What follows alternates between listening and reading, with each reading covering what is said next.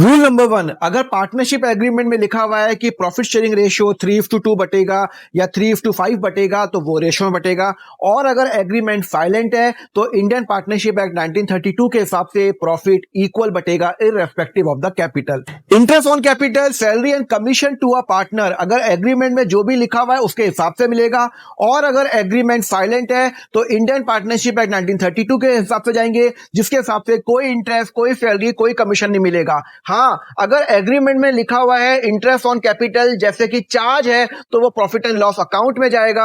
और अगर agreement silent है तो वो कहां जाएगा? प्रॉफिट एंड लॉस एप्रोप्रिएशन में जाएगा।